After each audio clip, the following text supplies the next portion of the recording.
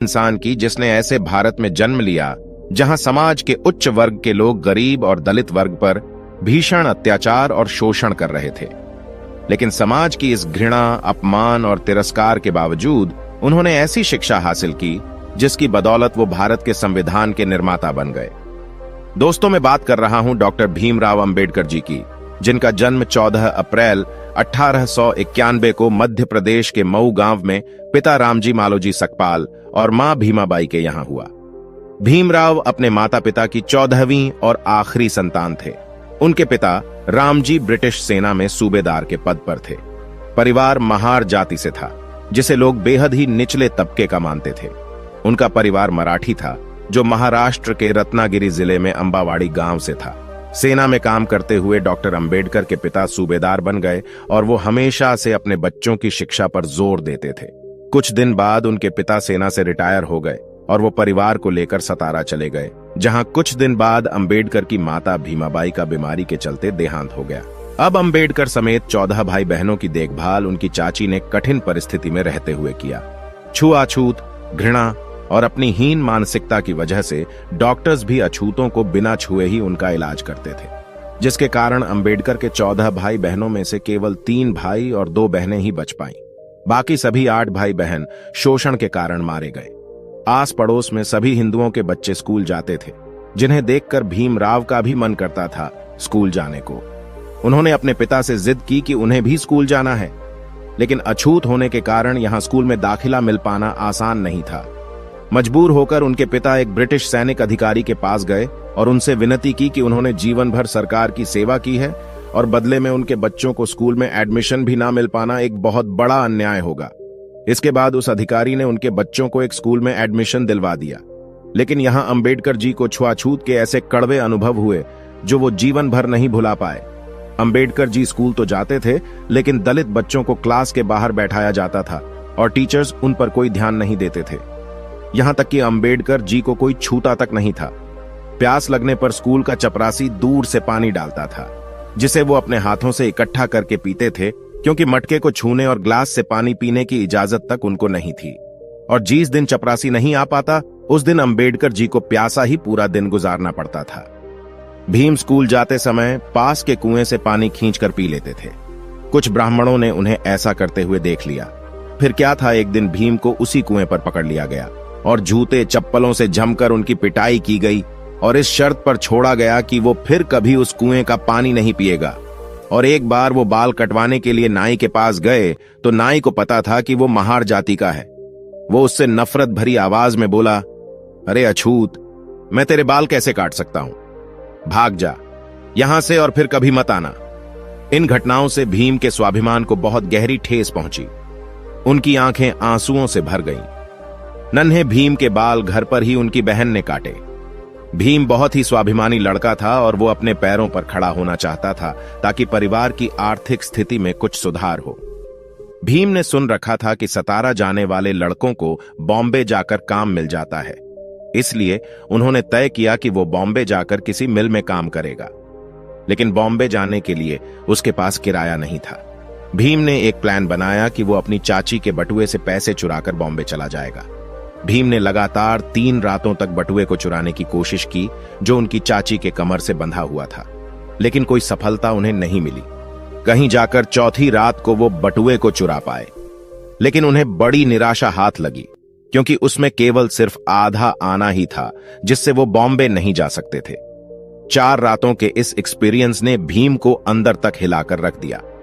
इसके बाद उन्होंने एक नई योजना बनाई, जिसने उनके पूरे जीवन को बदल कर रख दिया। उन्होंने निश्चय किया कि वो पढ़ लिख कर अपने परिवार के लिए रोजगार प्राप्त करेंगे और अपने अंदर की सभी बुरी आदतों को छोड़ देंगे। किस्मत ने भी भीम का साथ दिया। उनकी सुविधा और पिता रिटायर होने के बाद नौकरी की तलाश में बॉम्बे जाकर बस गए और यही के मराठा स्कूल में उन्होंने भीम का एडमिशन करा दिया।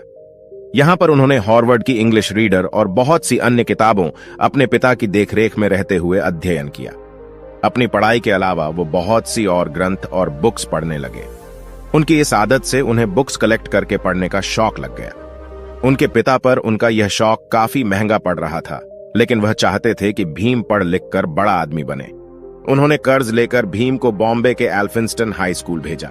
लेकिन यहां भी छुआछूत ने उनका पीछा नहीं छोड़ा। एक बार टीचर ने भीम से बोर्ड पर एक मैथ्स का सवाल हल करने को कहा। जैसे ही भीम बोर्ड की तरफ बढ़ा, अगड़ी जाति के हिंदू बच्चे चिल्ला उठे, सर भीम अछूत है, उसे रुकिए। दरअसल बोर्ड के पास उन स्टूडेंट्स के लंच बॉक्स रखे हुए थे जो भीम की परछाई पड़ने से अपवित्र हो सकते थे। इस डर से सभी बच्चों ने अपने डब्बे वहां से फौरन उठा लिए। इन डब्बों की खट्टर खट्टर आवाज भीम के कानों से उसके दिल में उतर गई, जिसने उसे पूरी तरह से तोड़ दिया। हालांकि उन्होंने उस प्रश्न को सेकंड्स में हल कर दिया जो कोई नहीं कर पाया था, जिसे देखकर टीचर समेत सभी स्टूडेंट्स भौंचक्के रह गए थे। इसके बाद उन्होंने हाई स्कूल पास किया और 16 वर्ष की उम्र में उनका विवाह 9 वर्ष की रमाबाई के साथ कर दिया गया। कॉलेज की पढ़ाई के लिए उन्होंने एल्फिंस्टन कॉलेज में एडमिशन लिया। पढ़ाई के दौरान भीम की मुलाकात एक टीचर केलुस्कर से हुई, जिन्हें पहली ही मुलाकात में भीम ने बता दिया था कि मैं एक अछूत हूं, मुझसे कृपया दूर रहे। उनके बेबाक अंदाज और पढ़ाई के प्रति जुनून ने केलुस्कर को बहुत इंप्रेस कर दिया और वो भीमराव को लेकर बड़ौदा के शिक्षा प्रेमी महाराज संभाजी गायकवाड़ के पास लेकर गए। जब महाराजा बॉम्बे आए हुए थे, वो वहां एक सभा कर रहे थे, जहां उन्होंने भीमराव से कुछ सवाल किए, जिनका उत्तर भीम ने बहुत अच्छे तरीके से दिया। इसके कुछ वर्ष बाद बड़ौदा के महाराज ने कुछ विद्यार्थियों को कोलंबिया यूनिवर्सिटी अमेरिका भेजने का निर्णय लिया। भीमराव महाराज से मिले और भीम की अंग्रेजी बोलने से वो उनसे बहुत प्रभावित हुए। उन्होंने भीमराव समेत 4 लड़कों को छात्रवृत्ति देकर अमेरिका पढ़ने भेजा।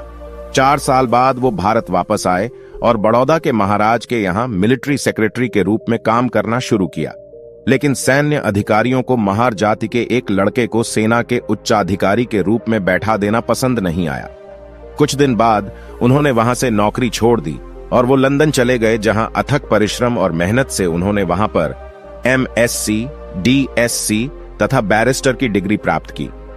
1923 में वो भारत वापस लौट आए और वकालत शुरू कर दी। वकालत करते हुए उन्होंने देखा कि दलितों का कितनी बुरी तरह से शोषण किया जा रहा है। तब से उन्होंने अपना जीवन छुआछूत को खत्म करने के लिए समर्पित कर दिया। उन्होंने मुसलमानों और सिखों के अलग से मतदान को देखते हुए दलितों के लिए भी अलग से मतदान की मांग उठाई, जिसके कारण गांधी जी आमरण अनशन पर उतर आए। गांधी जी के कारण उन्होंने अपनी ये मांगे पीछे ले ली। Doctor Bhimrao Ambedkar philosopher, writer और एक महान लीडर हैं, जिन्होंने न केवल समाज में सदियों से दबाए गए दलित और अछूत लोगों के लिए लड़ाई लड़ी, बल्कि इतनी भिन्नता हो से भरे भारत को एक संविधान में बांधने का काम भी किया। जब आजादी के वक्त भारतीय नेता आजादी और नए संविधान स्वयं बनाने की बात कर रहे थे, तब ब्रिटेन के प्रधानमंत्री विंस्टन चर्चिल ने कहा था, बनाने दो भारतीयों को अपना संविधान। भारत में इतनी डाइवर्सिटी ज़िया है कि इसके लिए एक कानून बनाना इम्पॉसिबल है। भारत जल्दी ही बिखर जाएगा और टूट जाएगा। लेकिन इतिहास गवाह है, अंबेडकर जी ने इतने कम समय में भारत को दुनिया का सबसे बड़ा लिखित संविधान बनाकर दे दिया। इसके बाद 1950 में अंबेडकर जी बौद्ध धर्म के सम्मेलन में श्रीलंका गए। भारत लौटने के बाद उन्होंने नागपुर में 14 अक्टूबर 1956 को अपने लाखों अनुयायियों के साथ हिंदू धर्म त्याग कर बौद्ध धर्म की दीक्षा प्राप्त कर ली। मतलब ये बाबा साहब ने बौद्ध धर्म अपना लिया। अंबेडकर जी ने हिंदुओं में प्रचलित जाति प्रथा की घोर निंदा की। इसके लगभग 2 महीने बाद 6 दिसंबर 1956 को बीमारियों की वजह से उन्होंने अपनी अंतिम सांसें ली। उनका अंतिम संस्कार बौद्ध धर्म के रीति अनुसार हुआ। दोस्तों, अंबेडकर जी की मौत के कई वर्षों तक कांग्रेस की सरकार रही, जिसके नेताओं ने जीते जी खुद ही को भारत रत्न तो घोषित कर दिया, लेकिन भारत मां के असली रत्न यानी डॉक्टर अंबेडकर जी को 1991 में वीपी सिंह की सरकार आने पर ही भारत रत्न मिल पाया। डॉक्टर अंबेडकर का कहना है, जीवन लंबा होने की बजाय महान होना चाहिए। मैं ऐसे धर्म को मानता हूं जो स्वतंत्रता, समानता और भाईचारा सिखाए। दोस्तों, ये वीडियो अंबेडकर जी को समाज और भारत के लिए किए गए कार्यों के लिए समर्पित है। कुछ मिनट में उनका पूरा जीवन बता पाना पॉसिबल तो नहीं है, लेकिन फिर भी मैंने ये कोशिश की है। दोस्तों, आज की वीडियो में बस इतना ही। इस चैनल पर सिर्फ बाबा साहेब के जीवन से जुड़ी छोटी बड़ी सभी जानकारी लेकर आते रहते हैं। यदि आप बाबा साहब को पसंद करते हो और इनके बारे में और अधिक जानना चाहते हैं, तो हमारे अंबेडकर साहेब जी यूट्यूब चैनल को सब्सक्राइब कर लें। वीडियो को पूरा देखने के लिए धन्यवाद।